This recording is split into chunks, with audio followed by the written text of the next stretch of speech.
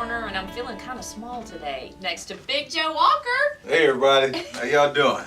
Welcome to the corner. Thank you so much for having me. Heck yeah, I've been hearing a lot of great stuff about you, so it was a natural fit to get you down here as soon as possible. Well, I'm excited just to be amongst all of this. It's a lot of stuff. It's incredible. It's absolutely incredible. Well, thank you. We've been trying. Let's talk about your first memory of music in your life. Do you remember that? Oh man, I mean, I think my late mother, she really saw music in me before I saw it. Before I even knew it myself. Yeah. I was in, I think, 3rd grade. I wrote my first song, and I wanted to do it. I entered in a talent show, and it was like, "Let Me Kiss You" or something like that. So my 3rd grade choir teacher was like, "That's a great song, Joe, but highly inappropriate to play in elementary." That's awesome. Yeah. So, but that Christmas, my mother got all my brothers and sisters and everyone in my family, my old man, everybody together to buy me instruments. Oh, how cool! Yeah, they were really excited, but they thought about that drum part twice. And they were regretting that a little bit. Yeah, they were upset about the drums part, but everything else was awesome. Okay, well, so when did you immediately start learning to play those instruments on your own, or were you taking lessons? No, really it was, I took a little lessons. I had a church piano player, and I would take lessons, but I hated taking lessons because that was during the time when all the kids got to go outside and play sports, and obviously I was a ballet dancer, at that tender age. Yes. But, so I hated it, but I think I was in 7th grade, and I was sat down and played the piano, and all these 8th grade girls came around, and I was like, you know what?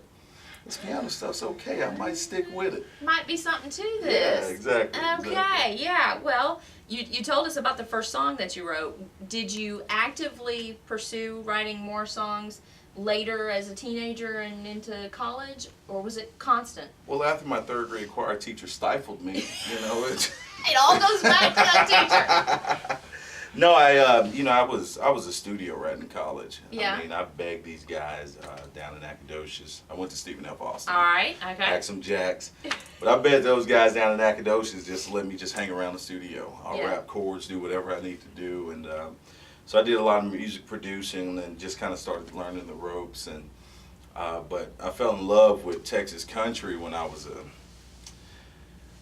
senior in high school. Yeah. And my cousin and I, we'd always introduce each other to new music. And I was so ticked that she found this new music, that I never heard or never really just dove into. And I'll never forget it. We were at a restaurant and we're sitting in the car and she plays Pat Green, Take Me Out to the Dance Hall. And so that was just like, it's like, man, that's me. I understand that. That's what I love. Yeah. That's what I know. And it's been that way ever since. Wow. Yeah. Have you met Pat? I actually have. Yeah? Man, he's a great guy. He actually, one day Pat was playing a show at Nutty Brown. Uh-huh. And so Pat and I would always do this thing because I was such a man fan. I mean, I love Pat Green. So, Pat and I, he would hand me a beer off stage and we'd down this beer together. Okay. All right. Well, one day, at the time, Clay Corn was his key player. Uh-huh. And I guess Domino's was sponsoring the event, so Clay goes to stage to hand me a pizza, and it falls right on my shirt. But so through that whole time, I guess they've been clowning Clay, like, man, that big dude, he's pissed at this. Can I say that on this? I'm sorry. Yeah. He's like, man, that dude is mad. So they had me come on stage and bring Clay a pizza. Completely freaked Clay out, but it was a good time. So they're great guys. Yes, they are. Well, and that's the one thing about this scene is that there's a lot of people who want to see other acts do well, and that's bringing them in on that kind of stuff is a common story. It seems like I've heard lots of guys that have talked about how artists at that level kind of take people under their wings. Has there been somebody who's been doing that for you? You know what? Honestly. I have to say the Josh Abbott Band, they've been absolutely beautiful to me. That's cool. As far as, really just kind of, giving me suggestions and really just showing me just the industry itself. You know, and those guys, man, I can't say enough about those guys. They're absolutely incredible. Cool. From obviously from Josh to the band members to the staff to their staff. I mean, super solid. We're actually going to be hanging out this Friday. I'm bringing my big smoker out. We do it every single year. And when I smoke ribs, and by the way, I am the best. All right. I'm gonna have to bring you something. Yeah. I'm gonna have to bring you some. That's right. We'll bring it out this parking lot. Yeah, absolutely, absolutely. Well, let's talk about your album. It's done. It's done. It's done. Yeah. It's called I Am Big Joe Walker, and it's an EP that released.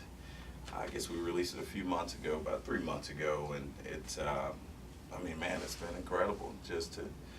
You know, it's so funny. You think you know music until you really start to put out your album. Yeah. And you question every single thing about your writing, about your chord progressions, about you know, vocally what you're doing. But it's been a heck of a journey, and I'm so grateful for it that, you know, I got to release it. I got to work with Stephen Williamson and Eric Hurst, you know, and those guys, you know, obviously put out Josh Abbott's last record, you know, did a lot of stuff with Eli Young Band. Right, right. So, you know, there was definitely no shortage of talent that worked on the record. So, it's just been a beautiful process. Tell me about the first day you walked into the studio to start recording. What were you feeling? Complete excitement. Yeah. Like, you know, the great thing about a producer, and my producer was awesome at it, is really just kind of, before you get there, you just kind of hound out everything in pre-pro. Yeah. You know, and, you know, I would have songs that I swore up and down was the next strawberry wine, you know, like, yeah. I would have what I felt was a hit record, and, you know, my producer's kind of like, you know, sometimes you just got to keep it simple.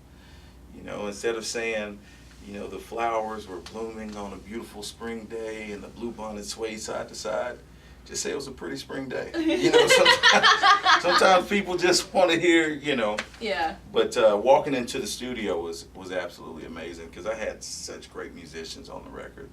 And me being a musician myself, really being a piano player, it was just so great just to sit there and watch these guys just blend everything together in such a short amount of time. And I bet obviously I don't sing, I don't play, but I can only imagine that hearing other people take your music and bring it to life, that has to be an experience in itself. Right, you know, and really take your music that was here to bring it, you know, guys like John Carroll, who's Corey Morrow's guitarist, Milo Deering was on it, Nate Kuhn, I mean, Dave DeShazo, Bradley Knight, I mean, it was incredible. Yeah. It was like a who's who of musicians that played on the record, you know, and then to do it in such a wonderful facility like Panhandle House out in Denton, you know, I can't complain. Yeah. I cannot complain. It was awesome. Cool. Well, tell us about the single. The single's called Friday Night in Texas, and essentially about just kind of beating the doldrums of everyday life. You know, before I was wearing pearl snaps every day, I was wearing a suit every day to work. Oh. Now, I'm not going to lie to you, Katie. I can't hang a suit pretty well. Not going to lie to you about that, but... We need to get some pictures. We need proof. I'm just saying. Just saying. All right. I'm just saying, I was quite handsome. Quite handsome. No, but, you know, it was about just kind of going to work every single day and you're just waiting on the weekend. Waiting on something to give you that distraction from everyday life. And that's what that song's about. Okay, now tell everybody where to go to find out about your music and where you're playing. Well, you can go to BigJoeWalker.com. Okay. That's www.bigjoewalker, walker.com. You can find me on iTunes and pretty much everywhere they sell, you know, digital music at. Mm-hmm. But please follow me on Twitter and Instagram and watch my Vines. I'm hilarious, Katie. Like, I'm I can serious. see that. I'm funny. I think you are. And I only got like 30 Vine followers. What? Yes. Oh, we're going to change that. It's un-American. That is just wrong. And of course, you're on Facebook. I'm on Facebook. Everything's under Big Joe Walker. Okay. You can just Google Big Joe Walker and find me. That's right. Katie, wait, I got something for you. Okay. All right. Y'all hold on 1 second. Oh, Lord. Now, Katie, Yes? am I back in the frame here? Yep, you're in. You know, Katie, sometimes as an artist, you know, we have to diversify our talents. Yes. And so I'm so grateful that you let me come way down here to Houston, Texas to come visit. Heck yeah. So I brought to you the Big Joe Walker 2-pound Rice Krispie treat. It feeds 24 non-Big Joes. This is So that's for you. Oh my gosh. I don't even know Absolutely. what to say except thank you. This Yeah. is beyond. Well, Above and beyond. I mean, I really got together and baked that pretty well. I'm very impressed. I had a bunch of elves and everything. Take care of You that did, for me. yeah. Absolutely. Awesome. Thank you so much. But This is also, super cool. and I hate to interrupt you. No problem. I'm sorry, but It's okay. I need to talk to you. You know, we need to get serious for a second. Okay. Katie, another one of my talents is I'm an interior decorator, and I gotta say the feng shui of the corner, it needs something. Okay. Well, I agree. And I thought to myself, and I called my boy Calvin Klein, you might know him. Oh, yeah. Yeah, I said, Cal, I said, I need something that I can take to Cluttered Corner. Uh-huh. Hold on. Now, this right here, this is genius. Okay? So we're gonna hang this up right here. Okay? Okay. Let's stick that right there. Okay. Yeah, this is gonna be good. This is gonna be good, trust me. Let's see here. Let's hang this. Oh, who is that handsome character right there? Oh, no. Who could it be? We're gonna hang this right here. Oh, my God. It's like you scoped this out ahead of time and knew what just you were like, doing. just like that. Wow. Let's kind of throw that back there. That's There we go. awesome. We got to make sure we get that in the You like that? frame. Yeah. Yeah, that's what we need. Now that brings both of these walls together. Oh, yeah, totally. Yeah. Now it really shows a sense of symmetrical, Something or other. like that. Yeah. Awesome. Yeah. That's great. Thank you, Joe. Absolutely. I just love it. Well, let's get back in the shot and make sure that. Am I under this real quick? Okay, there we go. Thank you again. Absolutely, thank you. It's been a pleasure Thank meeting you, you. and we can't wait to hear you sing too. Well, I'd love to. I'd love to. Thank you so much for having me. Heck yeah. That's Wow. hilarious. Grab your girl, bottoms up, and kiss me under the big Texas sky. Fall in love.